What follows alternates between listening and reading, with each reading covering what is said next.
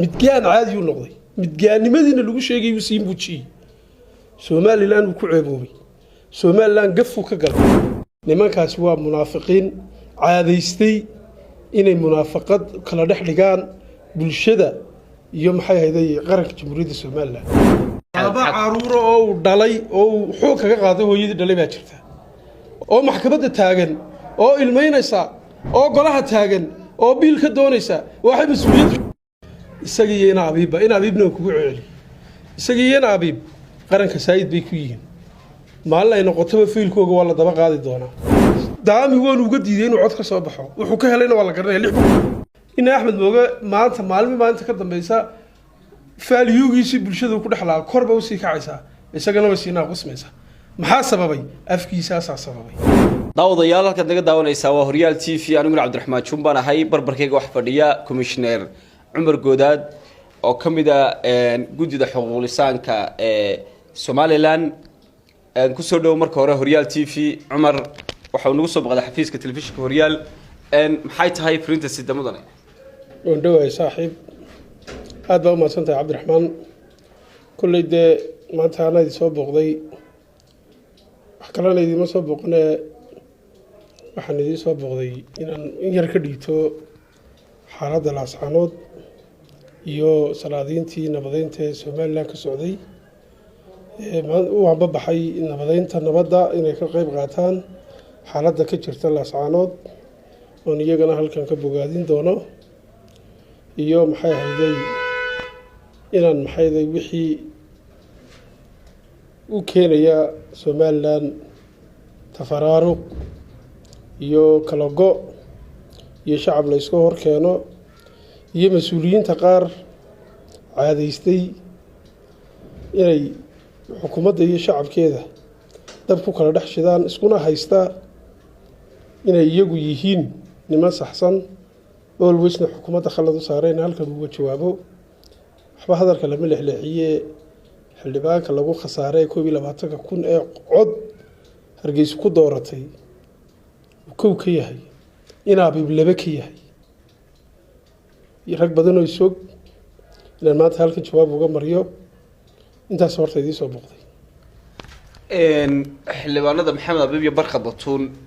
sida caadiga waa xildhibaano mucaarada xisbiyada mucaaradka ka soo baxay sidoo kale mar kasta waxay ka hadlaan dhaliilaha jira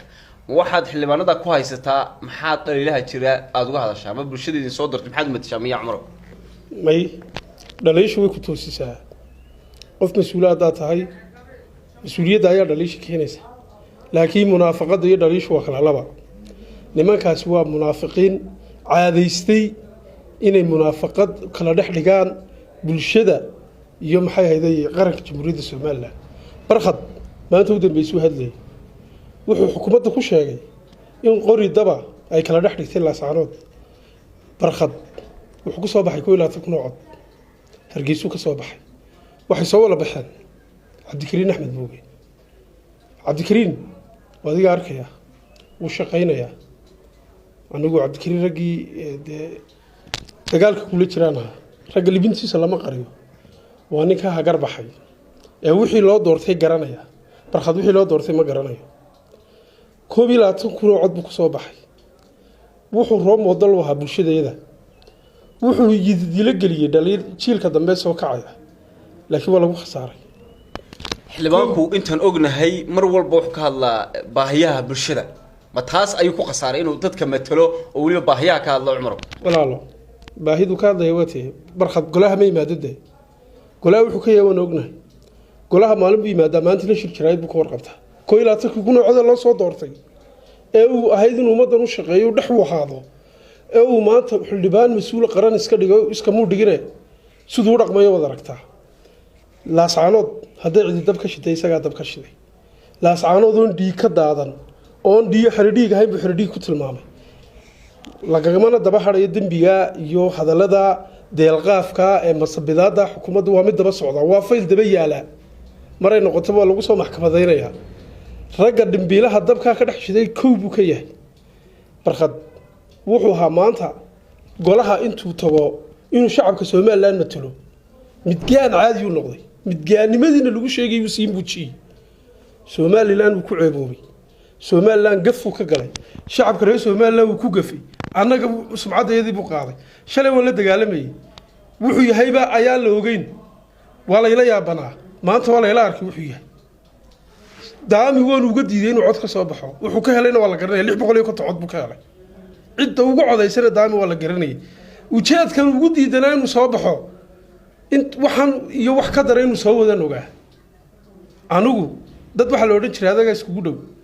goortan kala dhaqaaqnimay dheereen hadday noqotay barkad afkiisu isku soo saaray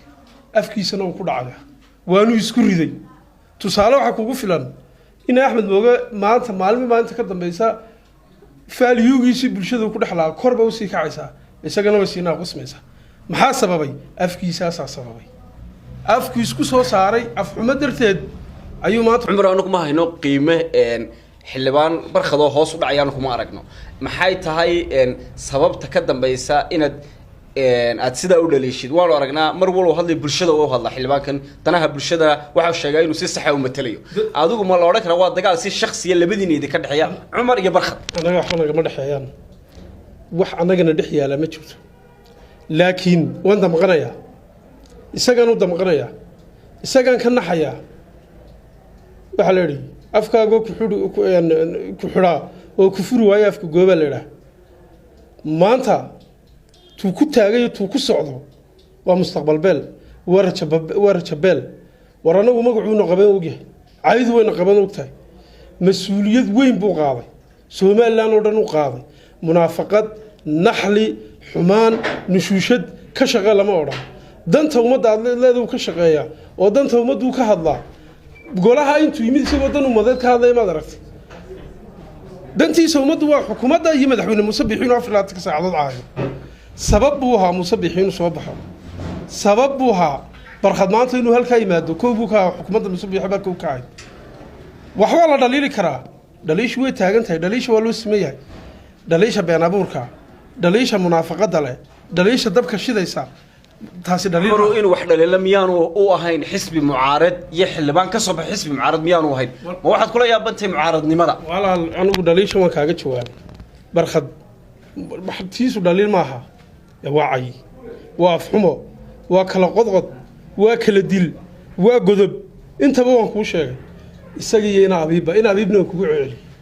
isagii ina abiib qaranka saayid bay ku yihiin maalin ay noqotaba fiilkooga waa la daba qaadi doonaa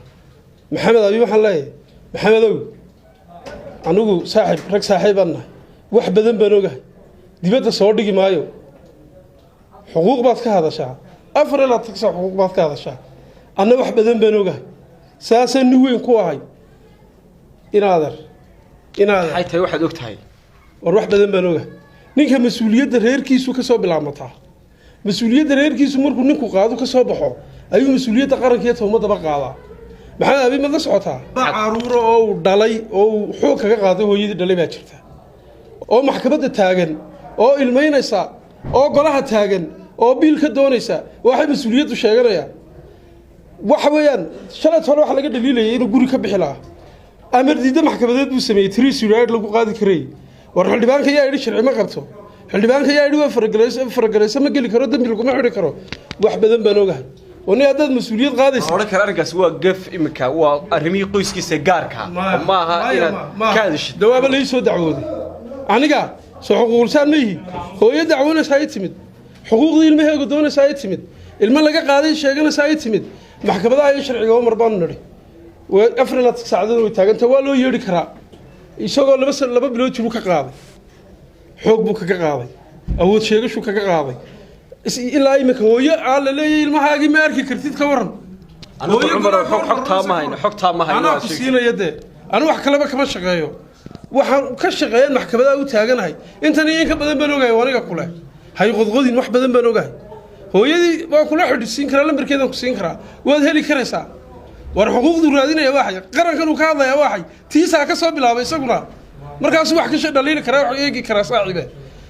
أنا أقول لبعض الناس فريم بنو دريا مالب هذا القلاعة قرية هو قرية وأنا لا دبق هذا وأنا لا دبق هذا دونا أنا نبانو نحيا ورادر بوشدم بعد مثلث بوشدم بالله سلا الله قد يدو إلى هذا الوجه محمود يا وحكي لك على ما نقول